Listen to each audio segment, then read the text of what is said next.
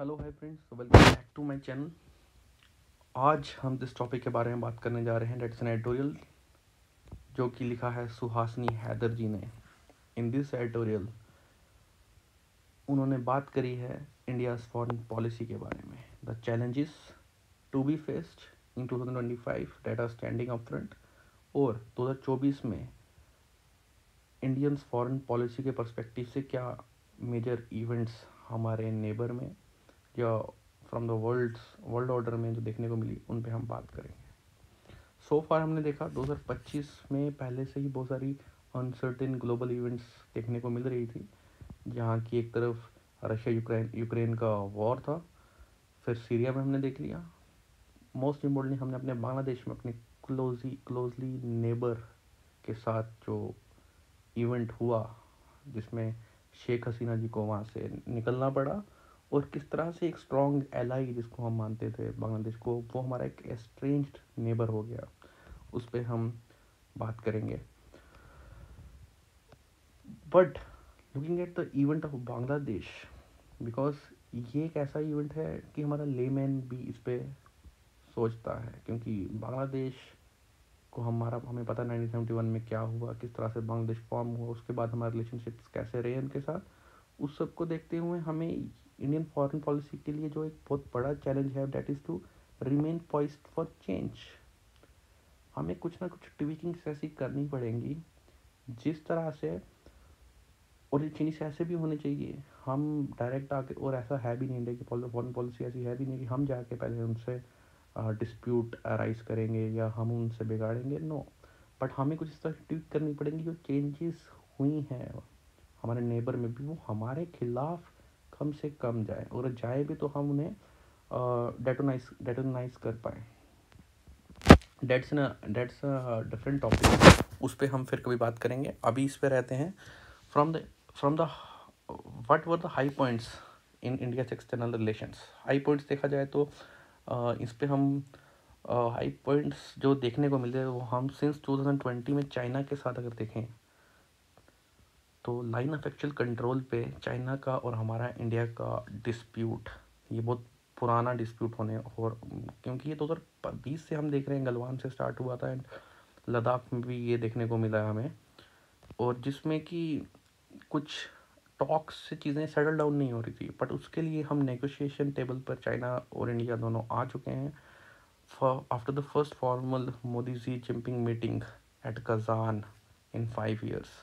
That are not by turning point, but अभी भी उसको कंक्लूडेड टॉक्स पे नहीं, नेगोशिएशंस पे नहीं, मैं तो नहीं देख सकता, देखना भी नहीं चाहिए, क्योंकि चाइना के वर्ड ऑफ माउथ पे ट्रस्ट करना इतना आसान किसी देश के लिए नहीं है।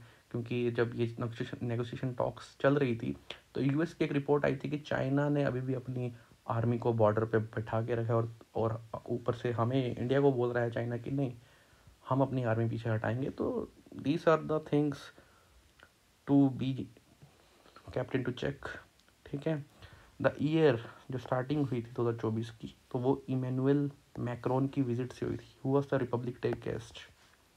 ठीक है, उसके बाद जो इंडिया ने स्टार्ट में ही करने का फोकस था कि हम फ्री ट्रेड एग्रीमेंट्स करेंगे यूरोप के साथ, ऑस्ट्रेलिया के साथ, यूके के साथ, बट उनमें सिर्फ एक हमारा कंक्लूजन पे गया, Indian European free trade association agreement. उसके बाद के जो एफ थे similar to that were Australia UK, ये ठंडे बस्ते में चले गए यूरोपियन यूनियन के साथ, इस सब पे कुछ ज़्यादा हो नहीं पाया। और उसके अलावा हम अपने नेबरहुड की बात करें तो नेबरहुड में ही हमारे जो स्वेरिंग इन सेरेमनी थी मोदी साहब की, प्राइम मिनिस्टर मोदी की, उसमें हमने सभी नेबर्स को इनवाइट किया था, मोस्ट ऑफ द नेबर्स को हमने इनवाइट किया, but Pakistan was not invited. But external affairs minister Jaishankar made the first such visit in nearly a decade to Islamabad for attending what SCO summit. ये बहुत इंपॉर्टेंट पॉइंट है। SCO summit के लिए S Jaishankar ने decade के बाद nearly a decade Islamabad visit किया। Several visits by Bhutan king, Indian prime minister Modi काफ़ी कंट्रीज में गए, श्रीलंकन प्रेसिडेंट जो है दिशा नायक, इनके साथ हमारी कुछ यहाँ इनकी भी कुछ विजिट्स हुई यहाँ पे, और मालदीव्स प्रेसिडेंट मोहम्मद मीज़ू की बात करें, उनके साथ भी एक्सचेंजेस चलती रही हैं, setting aside the tensions earlier, जो कि पहले हमें देखने को मिल रही थी। What kept south block awake at night in 2024? तो साउथ ब्लॉक के पूरे की बात करें, वहाँ पर क्या चीज़ें घट रही थी उस पर हम देखते हैं। The transformation of Bangladesh from friendly neighbor and most connectivity partner under Prime Minister Sheikh Hasina to becoming estranged or ouster from power in August was the year's biggest shock for New Delhi। जो बांग्लादेश में हुआ, जैसे मैंने आपको बताया, बहुत ही unexpected चीज़ हो गई और ये बहुत बड़ा शॉक था न्यू दिल्ली के लिए। ठीक है, उसके अलावा कनाडा की जो सिचुएशन थी कनाडा इंडिया के बीच में, उसमें हमने देखा एलिगेशंस जो कनाडा ने इंडियन ऑफिशियल्स पर लगाए, और फिर उसके बाद इवन कि होम मिनिस्टर अमित शाह को भी उस चीज़ में नेम कर दिया गया कि वो भी इन्वॉल्व है नेचर किलिंग में। तो उसके कारण कनाडा के साथ इंडिया के रिलेशनशिप्स बहुत वर्स देखने को मिले। इंडिया ने अपने तरह से उस चीज़ों को डील करा by slamming its door on PM Justin Trudeau with the hope a new government will be elected there in 2025, जो कि बहुत प्रोबेबली होगा। लगता नहीं है Trudeau will be able to make it again, but let's see क्या होता है। But it was not easy to do the same with the US ने भी काइंड ऑफ सेम करा। इंडिक्टमेंट केस जो हमें देखने को मिला अडानी के खिलाफ, ठीक है, एंड उसके अलावा against an Indian official for एलिज्ड Pannu association plot. तो यूएस ने भी कहीं ना कहीं इंडिया को पुश करने की कोशिश करी है, बट इंडिया जो कनाडा के साथ कर सकता है वो यूएस के साथ ऑफ कोर्स अफोर्ड नहीं कर सकता अभी, हम ये कह सकते हैं। The US role, but India ने काफ़ी अच्छे से हैंडल की वो situation from the domestic political point of view. अगर मैं बात करूँ तो वो अलग चीज़ है कि कांग्रेस का क्या कहना है, but from the global perspective India ने काफ़ी अच्छे से खुद को डिफेंड किया, उस चीज़ पे हैंडल किया उस चीज़ को।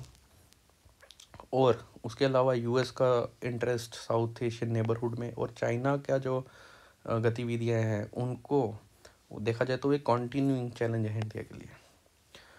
हाउएवर जो रिसेंट यूएस इलेक्शंस हुए जिसमें डोनाल्ड ट्रंप जो हैं वो जीत कर आए, एंड उनकी जो टीम देखी जा रही है प्रो इंडिया टीम कहा जा रहा है उसे, वो एक बोल सकते हैं इंडिया के लिए that will be a breather में राहत की बात है इंडिया के लिए, पर वो उनके आने पे पता चलेगा। आगे बढ़ते हैं। How did Indian policy navigate global conflict? तो ग्लोबल कन्फ्लिक्ट में इंडियन पॉलिसी का क्या रोल है उस पर बात करें तो प्राइम मिनिस्टर मोदी ने रशिया एंड यूक्रेन में विजिट किया with in weeks of each other. तो इसमें जब ये चीज़ करी गई कि एक प्राइम मिनिस्टर जो रशिया के साथ भी जा रहा है, उनसे भी मिल रहा है और फिर यूक्रेन से भी मिल रहा है, तो ये एक कोई और देश ऐसा नहीं कर पा रहा, सिर्फ इंडिया इस तरह की एक भूमिका निभा रहा है। तो उसके दौरान इस तरह की स्पेकुलेशंस या इस तरह के अंदाजे लगाए जा रहे थे कि इंडिया एक मीडिएटर का रोल प्ले कर सकता है in future negotiations. There were no high level visits. एक तरह से देखा इसराइल की तरफ से, इसराइल और पैलेस्टीन के बीच में जो चल रहा है, पर उसके दौरान इंडिया से कोई विजिट या इसराइल से कोई विजिट तो नहीं हुई। But prime minister Modi made a point of meeting Palestinian prime minister Mahmoud Abbas at the UN. अब इस पे इंडिया का क्या स्टैंड है पैलेस्टीन और इसराइल को लेकर कि इंडिया चाहता है कि ये चीज़ रुक जाए।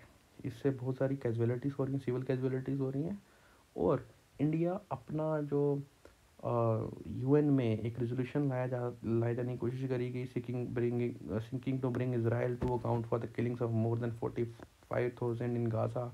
इस पर इंडिया ने अपने आप को इन्वॉल्व नहीं करा इसमें। India continue to has its position,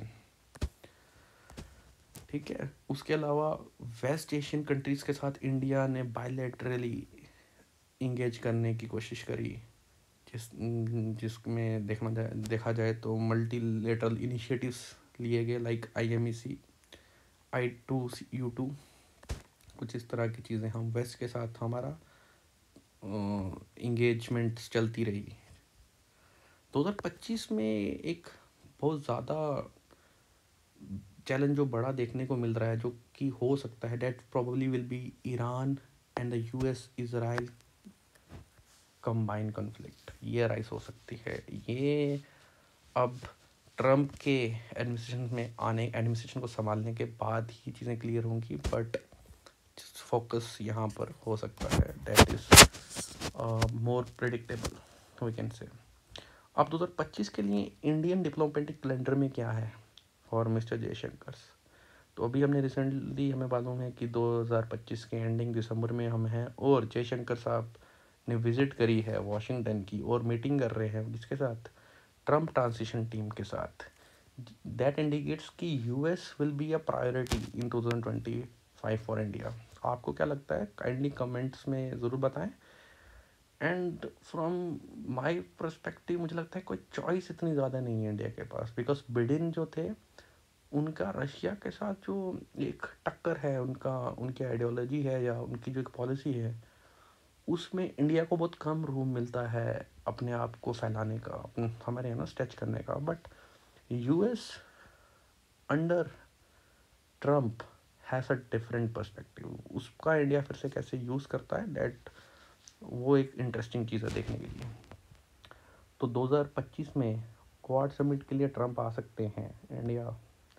उसके अलावा और भी काफ़ी वर्ल्ड लीडर्स हैं जिनकी विज़िट होगी इंडिया में। मिनिस्ट्रियल विज़िट है एक ईरान से, एनएसए आएंगे यूएस के इंडिया में।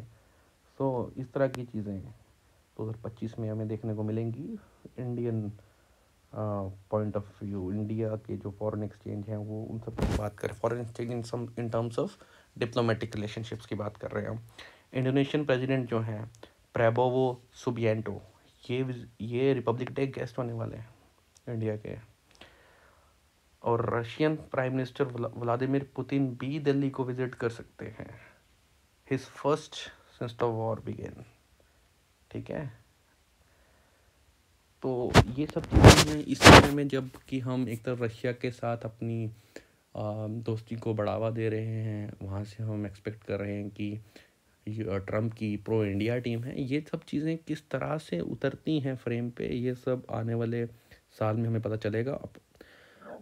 तो आपको ये टॉपिक कैसा लगा, और इस पे हम क्या, आपको अच्छा लगा हमारा एक्सप्लेनेशन में, क्या अच्छा लगा और क्या नहीं, इसको ज़रूर आप कमेंट में बताएं। For the time being bye bye, and मिलते हैं नेक्स्ट वीडियो में एक अच्छे टॉपिक के साथ। Thank you.